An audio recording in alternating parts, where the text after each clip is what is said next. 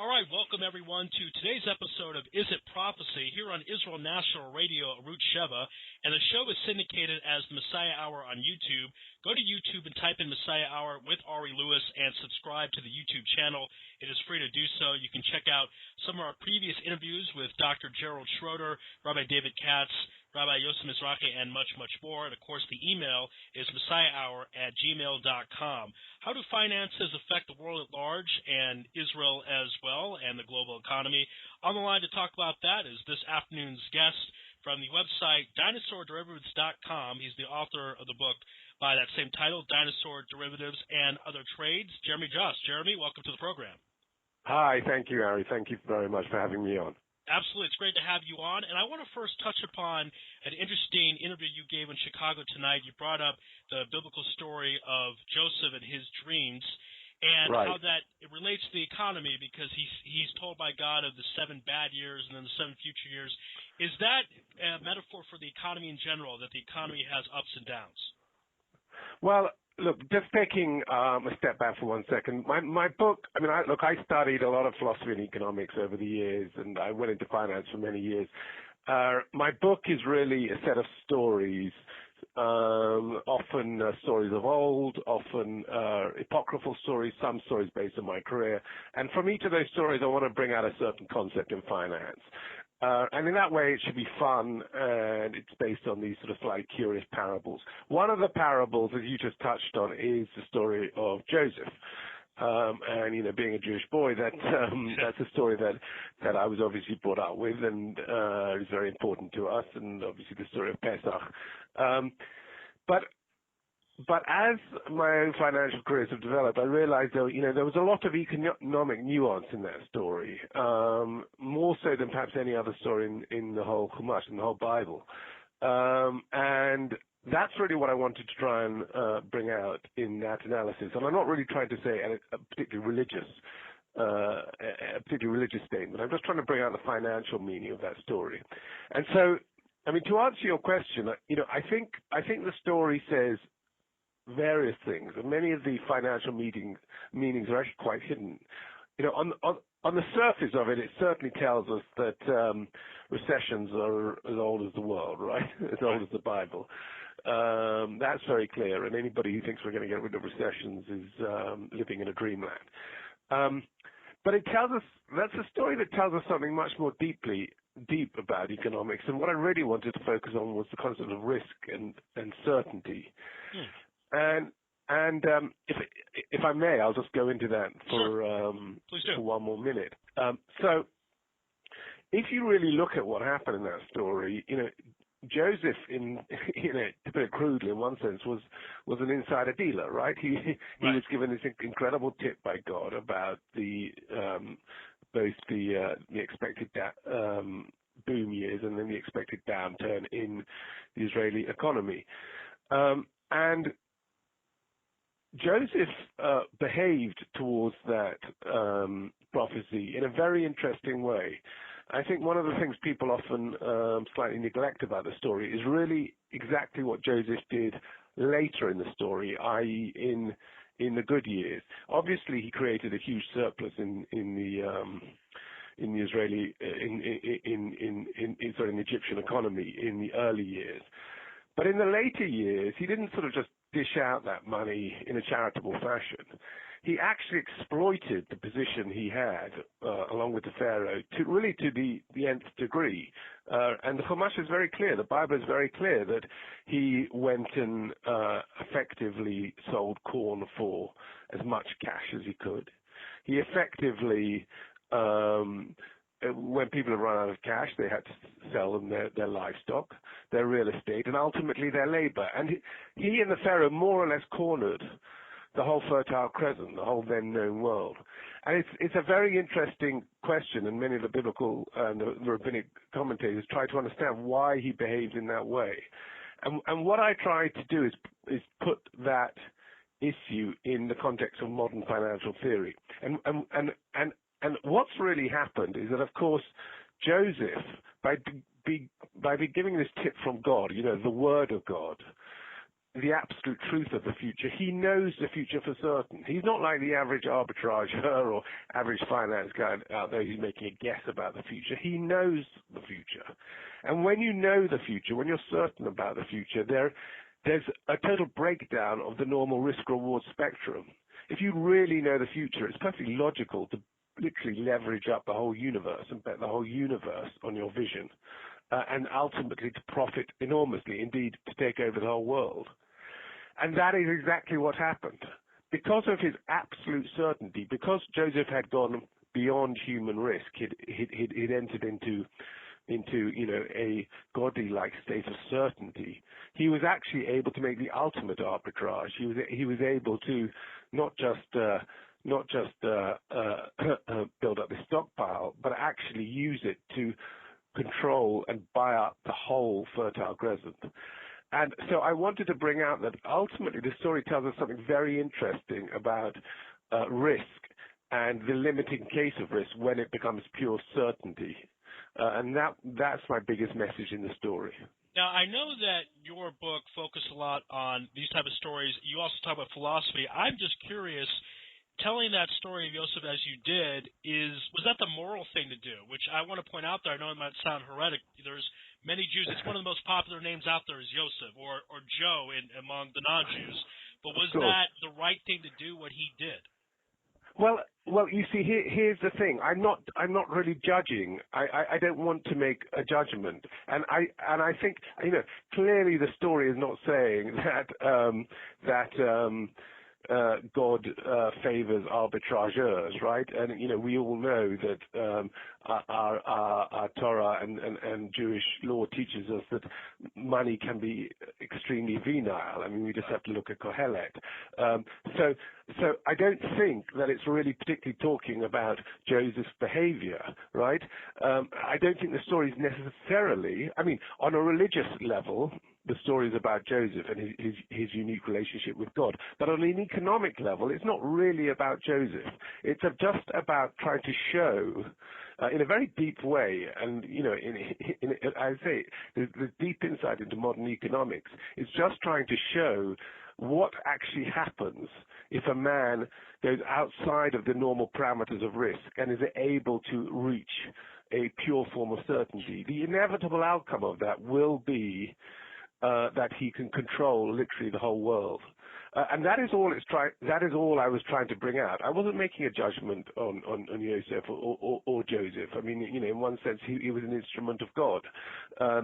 I was just trying to point out that actually the Bible's very, very prescient and very deep about actually what happens when you give someone prophecy in an economic context. That's all. So it's no judgment on Joseph. It's no moral judgment. It's just a fascinating insight into the bounds between the physical reality that we all have to live in as opposed to the mystical reality that Joseph entered into. Again, this is a prophecy on Israel National Radio, Arut Sheva, and the show is syndicated as Messiah Hour on YouTube. Go to YouTube and type in Messiah Hour with Ari Louis, and we're continuing the conversation with economists and philosophers as well, philosopher Jeremy Josse. Now, you were saying that if a person had no risk, he could end up taking over the whole world. Does that mean it's good that there's risk out there, that it kind of keeps some people at bay? Well, so that's a very interesting comment. First of all, again, in our ordinary dealings, the Joseph situation doesn't arise, right? I mean, what basically he was in a position, when you know the future, you simply no longer have any risk in relation to that item to which you are certain about, and yet you can still get a return from it, and that's why you effectively can take over the world. In reality, there's no such thing as a non-riskless, or in normal reality, there's no such thing as a non-riskless bet. Even buying, U.S. Treasury bonds is risk. So the idea of something that's riskless, which nevertheless generates return, simply doesn't occur in the real world. And again, in a sense, that's a message of the book, because it's saying, we're not Joseph, okay? And even if you think you're a good arbitrager out there, right? Even if you think you're a good fund manager, don't be too confident, okay? Don't think that you have that connection, that unique sort of connection to God that Joseph had. You may have called the market right sometimes, but you haven't got that omniscient power, and there's every chance you'll get it wrong next time. So yes, as I say, in one sense, the message, the economic message is to have a little bit of modesty, because we don't have the omniscient power of God or of Hashem. Now, when you talk about risk, because one of my favorite books is Rich Dad, Poor Dad, he talks about that not to really avoid risk, but to learn how to manage risk. What would be some of your tips for our audience of how to do that? Because it's such a big subject, but it's something that needs to be done. So what would be some of your tips? Well, look, the book is more of a sort of philosophical and slightly even Alice in Wonderland or slightly absurdist take on finance, and I think that's why it's fun for a lot of people. And so I'm not trying to give people practical tips, and in many ways, many of the stories tell you sort of how not to do finance rather than how to do it. Having said that, I mean, the first story in the book, which the name of the book is based on, is this curious story about an auction to buy a contract or an option over a megalodon.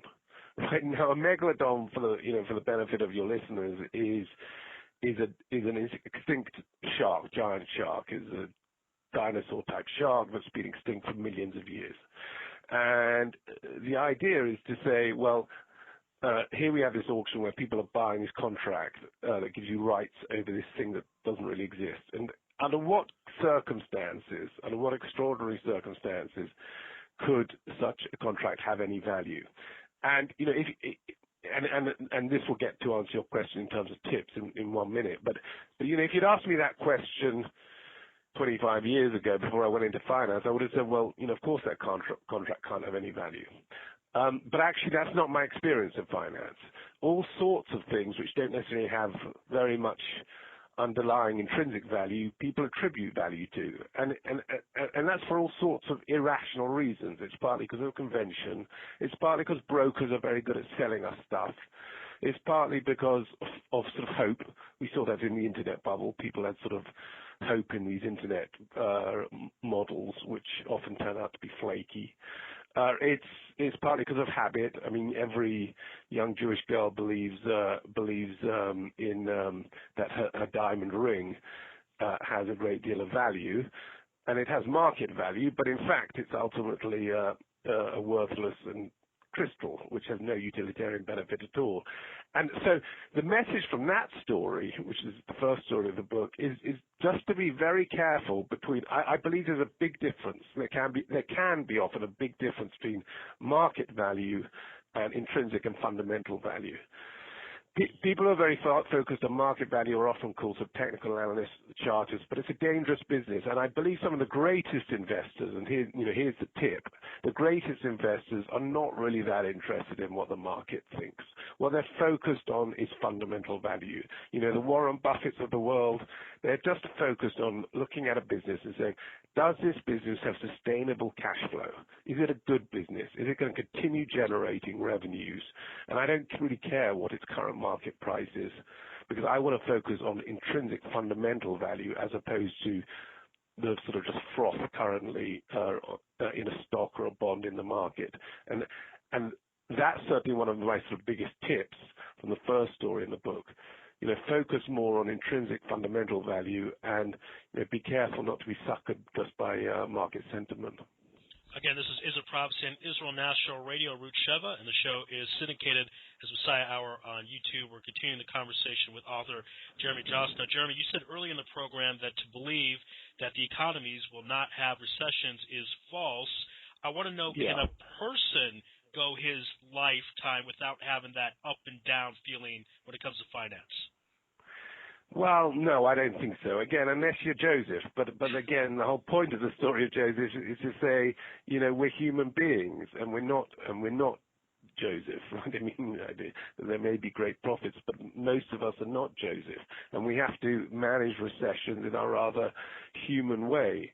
And I think it takes a certain amount of modesty, both on an individual level, but also from governments on a macro level, to say you're never going to get away from, one of the fundamental laws of economics, which is that there will be booms and there will be busts, partly just because of the nature of human psychology.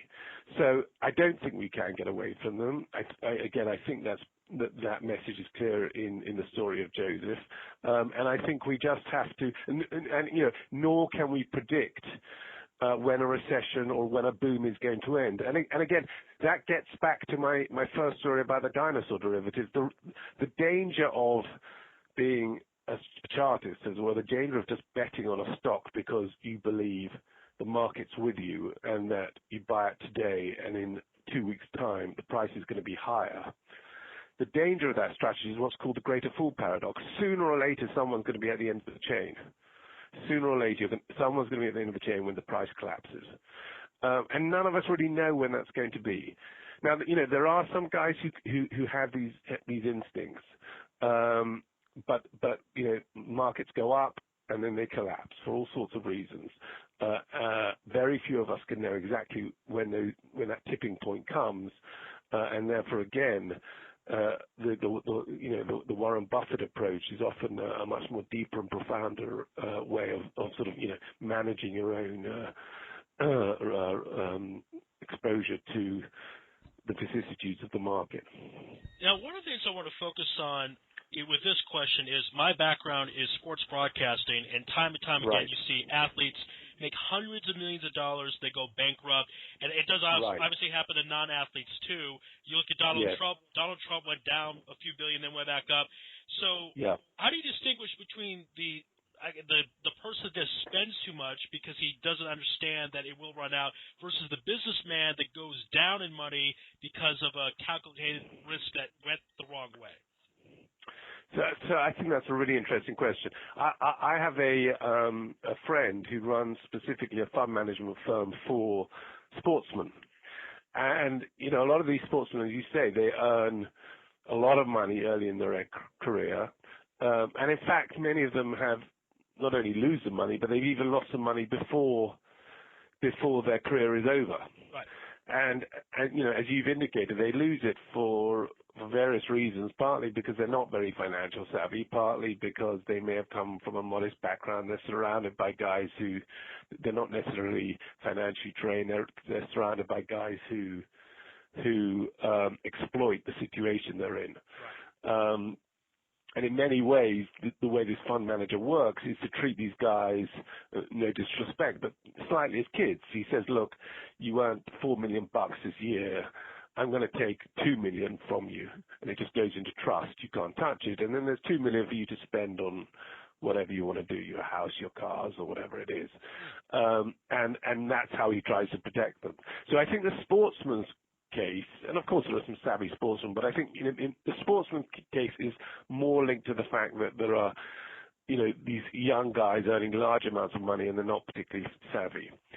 The Donald Trump case is different. I mean, Donald Trump is a risk taker, and he's I've met Donald Trump. I mean, he's not necessarily what I would call the most intellectual risk taker. What he has is a marketing sense, right?